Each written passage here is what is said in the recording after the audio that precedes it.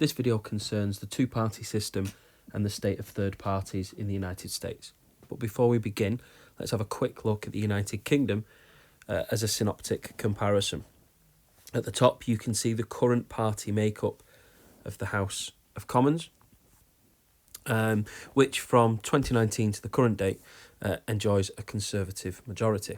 And the reason why we quite often in British politics talk about a two-party system is because of the dominance of these parties, the Conservatives and Labour parties. The last Prime Minister who did not come from either one of those parties was David Lloyd George, who was the Liberal Prime Minister from 1916 to 1922. Let's have a look on the next slide and see how America compares to the UK. So, in the United States, let's have a look at Congress first of all. You'll see that if you were to look at the Senate website, that there are actually, technically, more Republicans than Democrats in the Senate. 49 Republicans, 48 Democrats. However, there are 3 independents, and I've written their names all in blue because they caucus with the Democrats. That means that when it comes to voting in Congress, we can expect them to be voting with the Democratic Party. Now, the one that you will be most familiar with is, of course, Bernie Sanders. Now, Bernie Sanders has attempted to be the Democratic candidate for president on 2 occasions in 2016 and 2020. He's been an independent in the Senate since 2007 for the state of Vermont. The second longest serving independent in the Senate is Angus King of Maine. He's represented that state from 2013. And then Kyrsten Sinema.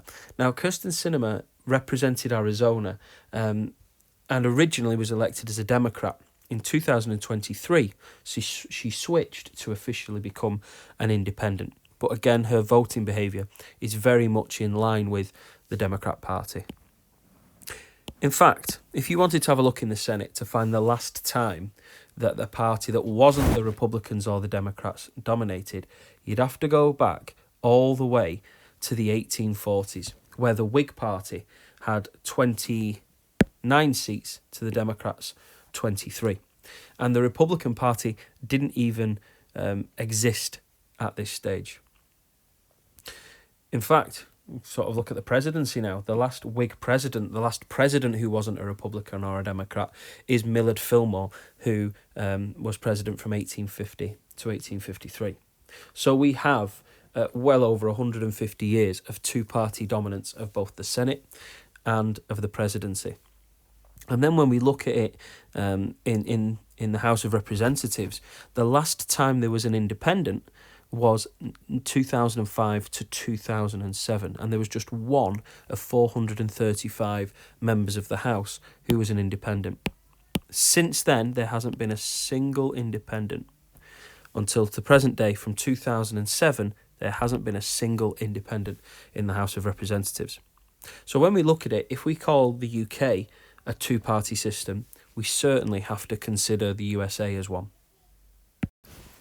Let's talk about third parties. In the United Kingdom, if I was to ask a class of students to name third parties, they'd be able to do so for 2 reasons. First of all, they're more aware of these third parties because they live in the United Kingdom, so they reel off the names of the Scottish Nationalist Party or Sinn Féin, Liberal Democrats, Green Party. But secondly, they play some role on the political landscape.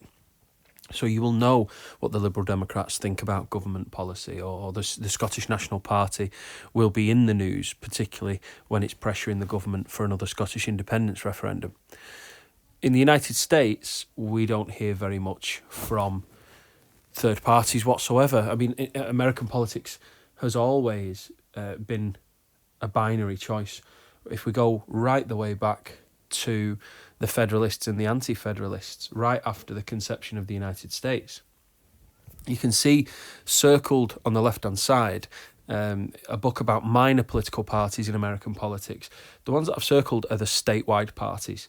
Quite often, third parties are important in one state or another. In fact, I've missed one off there, so let's add that to our list. We've got the Vermont Progressive Party, the Independent Party of Oregon, Conservative Party of New York State, United Utah Party, etc. So what we can see is that third parties sometimes are important at state rather than national level. And if we look at the bigger third parties in American politics, we've got the Libertarian Party, the Green Party, and to a lesser extent the Constitution Party. Now there are more, but those are the three that people tend to know. In 2016, some Hillary Clinton voters bemoaned the fact that there was a lot of third-party voting and claimed that it cost Clinton the election. There isn't definitive evidence to suggest that is true, but if we look in 2016, we've got nearly 5% of votes going to the Libertarian, Green and Constitution parties. The biggest of the three was the Libertarian Party with 3.3% of the vote. It did have an impact in 2020. There was, as I said, there was some talk about how third parties might have damaged Clinton's chances of winning the election. You can see that the vote share dropped to just 1.5%. Libertarians 1.2%, Greens 0.3%, and the Constitution Party didn't provide a candidate nationwide. So you can see that these third parties, not only are they less well known, but they don't perform as well at the ballot box, and it becomes a vicious cycle. The voters don't know about the party, don't feel that they can win, which means that they don't get many votes, which then leads them falling into obscurity again.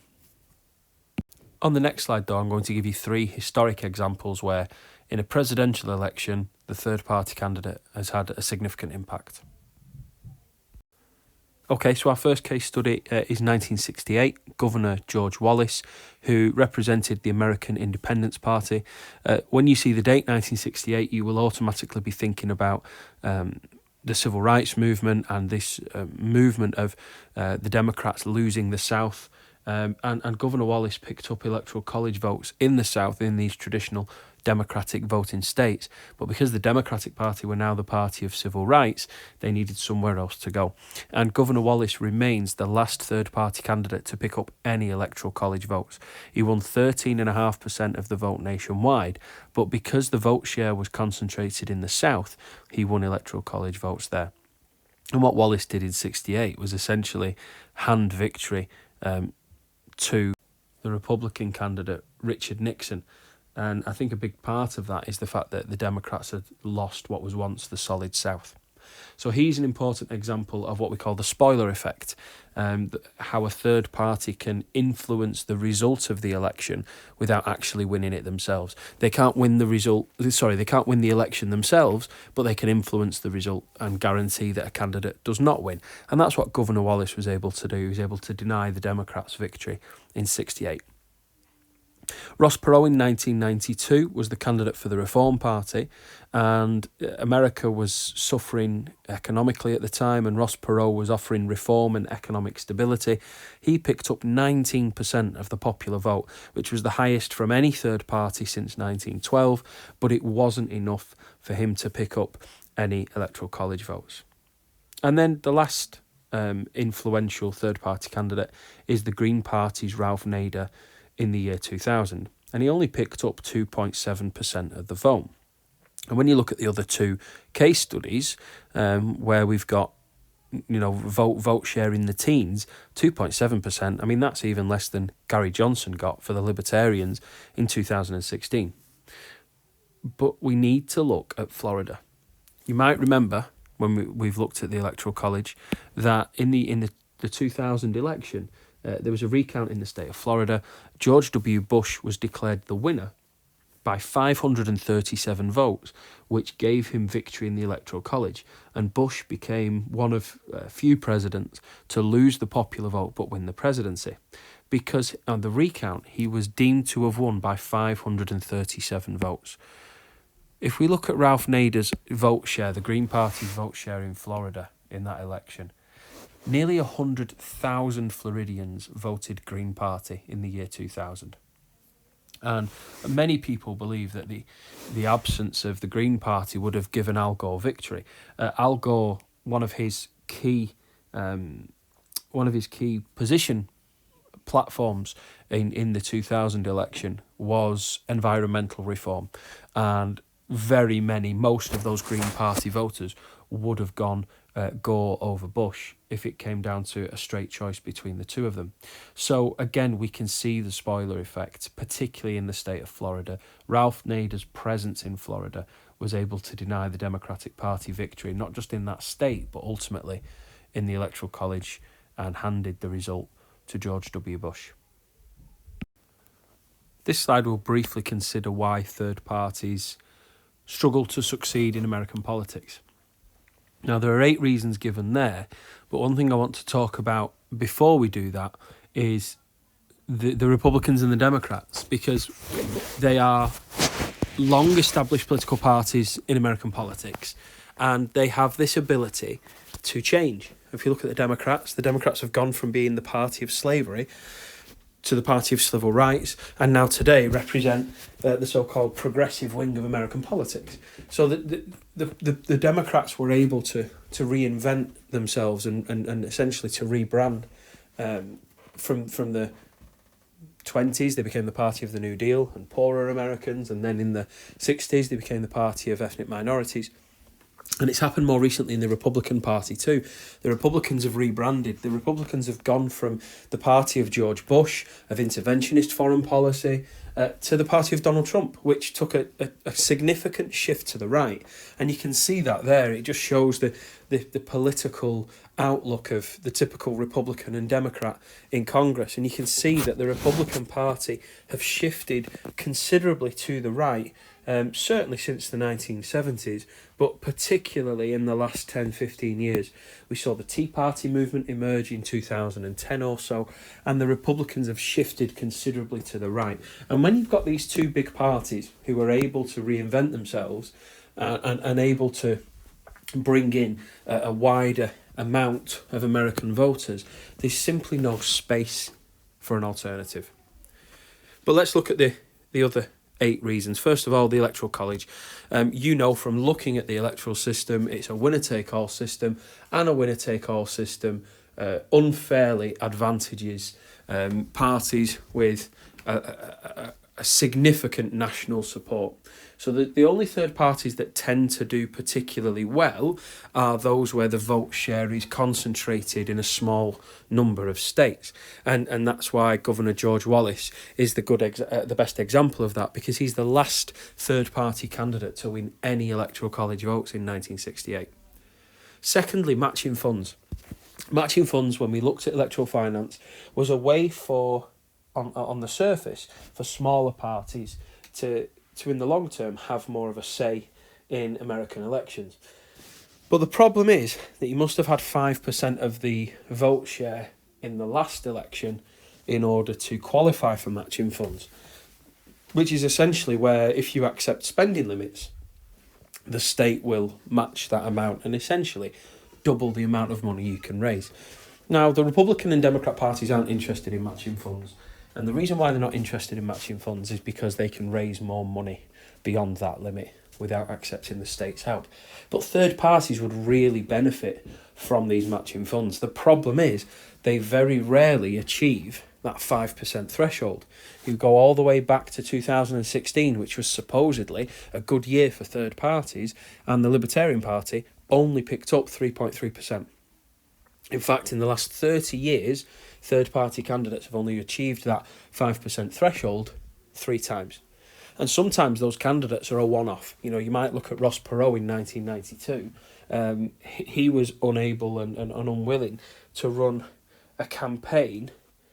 To run a campaign in 1996. The American economy had improved, and we'll talk about how Clinton managed to sort of take policies from Perot anyway. Third is ballot access laws, and in a state like America, a federal state like America, getting onto the ballot can be difficult. So as we said there, Tennessee is just 25 voters need to sign to sort of support somebody's name going on the ballot. So it's very easy in the state of Tennessee to get your name on the ballot. In California, it needs to be 1% of the state electorate signing a petition, or essentially signing to put your name on the ballot paper. And when you look at a state like California, the most populated in the United States, 1% doesn't seem like much, but that is a lot of signatures. That is a lot of people that you need to get on side. A lack of money. We talked about the difficulty getting matching funds, but also political donations. Individuals, both ordinary Jimmies and Joes on the streets, but also, big money donors, they're not going to look to the third parties, because they don't see the third parties as having a realistic chance of winning. And so a lack of money means poor performance in an election, which means that the time an election rolls around again, they're not going to pick up the donations because they didn't win the last time, or they didn't perform well last time. And we get into this vicious cycle where these third parties just cannot attract party donations. Number 5, lack of media coverage. The American media almost entirely talks about Democrats and Republicans. The American politics is caught up in this dichotomy of liberals and conservatives and Democrats and Republicans, and it has been the same throughout American history, right the way back to the Federalists and the Anti-Federalists. America has never had a political culture of more than two viable choices, and times when more political choice was available was linked to chaos.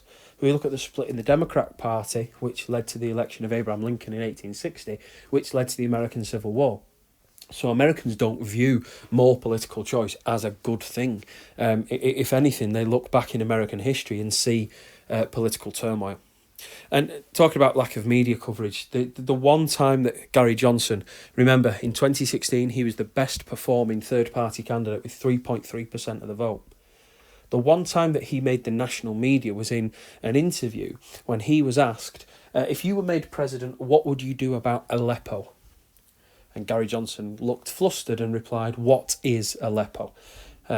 He didn't know that the interviewer was referring to the centre of the civil conflict in Syria. And the one time that Gary Johnson made national headlines was when he was being ridiculed for not knowing the answer to a question.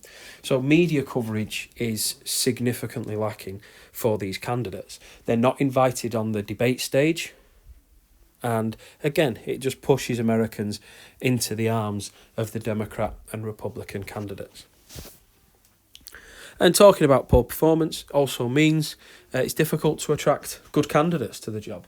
Because, in essence, why would you? Why would you buy into spending your own money and hours of your own time and taking on this huge task just to take part in a game that you know you're not going to win? So it's very difficult to get good candidates, good running mates, and people who want to run for office at any level, because they know that their best way of achieving political success is being a Democrat or a Republican, not a Green or a Libertarian or a Constitution Party candidate.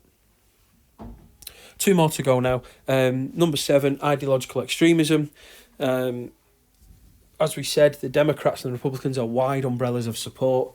I mean, you can talk about this, you've got Democrats who call themselves socialists, and some Americans are very, very fearful of that word in an American context. They're very fearful of socialism. But even today, you've got people like Alexandria Ocasio-Cortez and Bernie Sanders who call themselves socialists. And if there's room for socialists in the Democrat Party, and there's room for the Trumpist following in the Republican Party, there isn't much political space, and particularly on the extremes on the left and right, there isn't much room for a third party to be successful. And then finally, co-optation. And I said I'd come back to this. Co-optation is when one of the big parties essentially likes what it hears from a third party candidate and steals the policy and makes it their own. So in 1992, this is what did for Ross Perot. He was making a promise to the American voters to reduce the government's deficit, the federal budget deficit, as we call it. And Clinton saw that this policy was popular with the voters in 1992, and so he began to address that after he won the election in 92, which meant that key policy, the one key reason that voters were turning to Ross Perot in 1992, they didn't have to look back to Ross Perot again in 1996, because the Democrat president, Bill Clinton, had co-opted that policy. He'd taken it and made it Democrat Party policy. And that's one way in which the third parties can have an influence. They might not win elections, but they can persuade and encourage one of the big two parties to take on their policies in order to win more votes at the ballot box.